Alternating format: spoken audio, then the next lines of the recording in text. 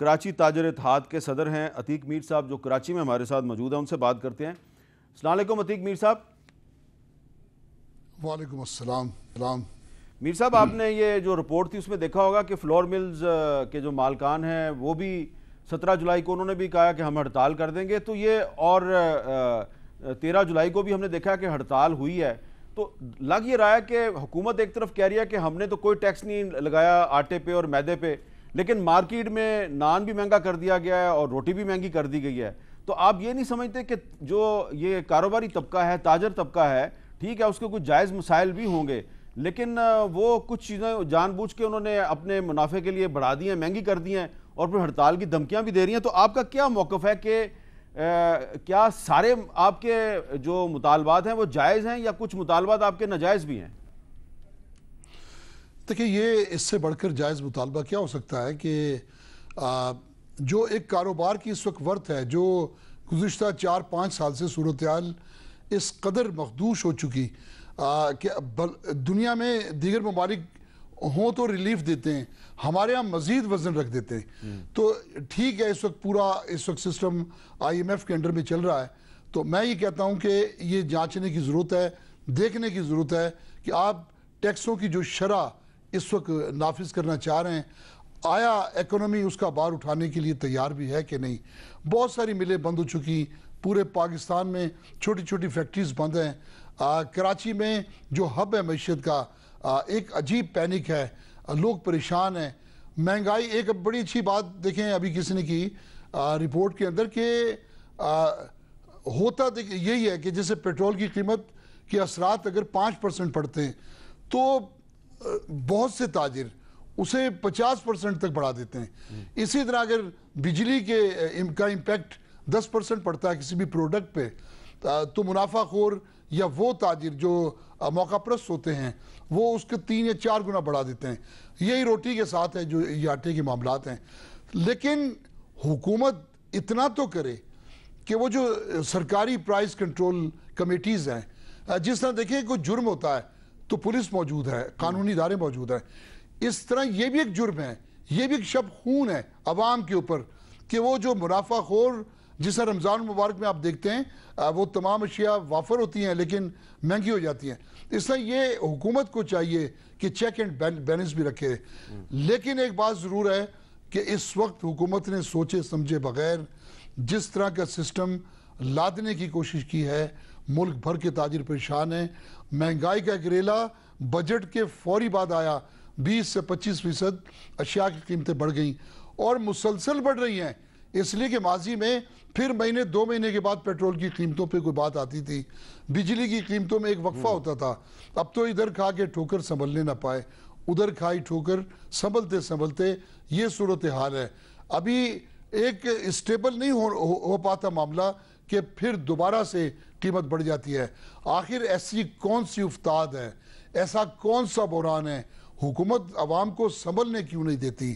دیکھیں، نان نفقے کی یہ حالت ہے کہ ایک وقت تھا، میں سمجھتا ہوں کہ راشن کی تقسیم کراچی میں نے دیکھی، اس مرتبہ جتنے لوگ وہ دینے والے ہاتھ جو کبھی راشن کی تقسیم میں حصے دار ہوتے تھے، میں نے ایسے لوگ بھی دیکھے میر صاحب کہ اس دفعہ وہ خود مانگنے آئے۔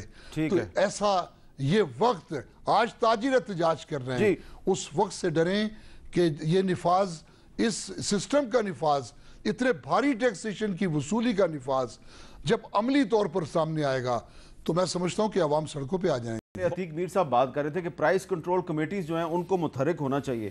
تو ٹھیک ہے، مہنگائی تو ہے اور کچھ چیزوں پہ ٹیکس بھی لگا ہے، لیکن جن چیزوں پہ ٹیکس نہیں لگا وہ بھی مہنگی ہو رہی ہیں۔ تو اس مہنگائی کو، ناجائز منافع خوری کو روکنے کے لیے کیا آپ سمجھتے ہیں کہ حکومت مناسب اقدامات کر رہی ہے؟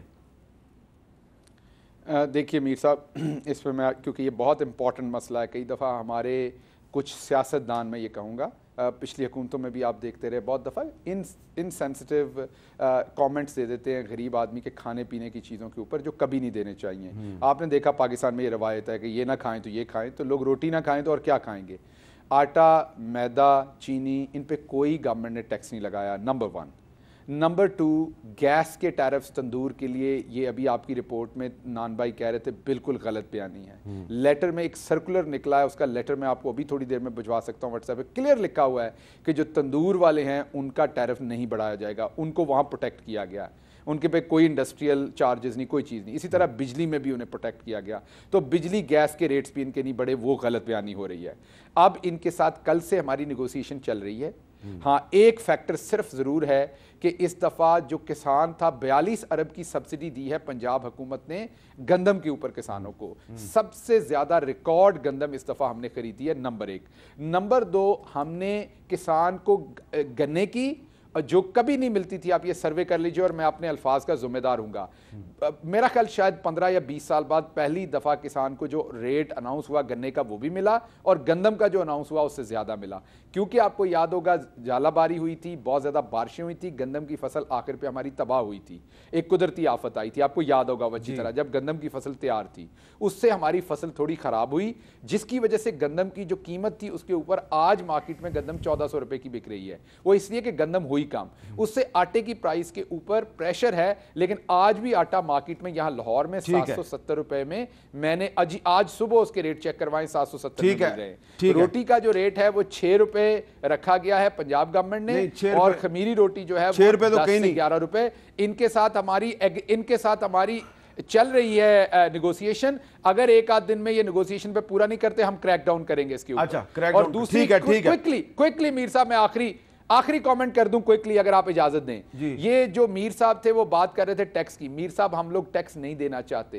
एक प्रोफेसर, एक सहाफी, ये आपके कैमरामैन जो हैं, ये लिबर्टी मार्केट के हमारे बहुत सारे शॉपकीपर दोस्तों से ज्यादा टैक्स दे रे हैं आपका कैमरा। बिल्कुल ठीक है, हालांकि इनकी माशी हालत इससे बहुत कम है। लिबर्टी मार्केट का एवरेज टैक्स जो है वो साल का 60,000 है। टाउनशिप का 35,000 है। ये लोग जो लोग जिन्होंने कोई अपना पाकिस्तान की इकोनॉमी को बचाएं, जो आटे पे या मैदे पे कोई टैक्स नहीं लगा, इसके बावजूद जो लोग इसको महंगा करके बेच रहे हैं, उनके खिलाफ कानून के तहत क्या कार्रवाई हो सकती है? देखें, कानून तो मौजूद है, लेकिन क्या शहबाज गिल साहब ये बताएंगे कि तेल की कीमत जो है नहीं बढ़ी है?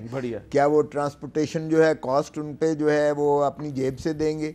क्या वो उसको पास ऑन नहीं करेंगे? वो ऑब्वियसली गंदम लाएंगे, गंदम जो है खेत से मार्केट तक आएगी, उस पर जो है तेल की कॉस्ट आएगी, फिर जब वो ग्राइंडिंग के लिए जाएगी, मिल में जाएगी, उस पर जो है ट्रांसपोर्टेशन के चार्जेस होंगे, फिर वो जो गनी बैग्स जिसमें वो होगा, गनी बैग्स पर टैक्स लगा है उस पर चार्ज होंगे, फिर वो वहाँ से रिटेलर के पास या उसके पास तो जाएगी दुकान। आप कह रहे हैं कि ये रोटी की कीमत में इजाफा सही हुआ है? सर, मैं ये नहीं कह रहा इजाफा हुआ है, लेकिन गिल साहब को ग्राउंड रियलिटी से नहीं पता है।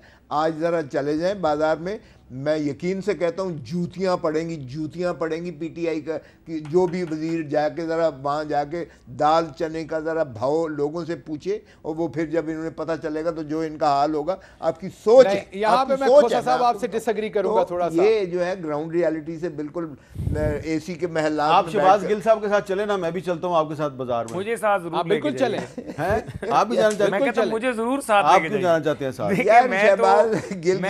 चलें, क्योंकि मीर साहब को पता है, लंदन में फ्लैट खरीद रहा है ना, टीकियां लगवा रहा है, लोगों को पता है कि 40% मैं आपको प्राइम मिनिस्टर हाउस का बजट कम एक बात है कि इस महंगाई के दौर में रियलाइज नहीं कर रहे।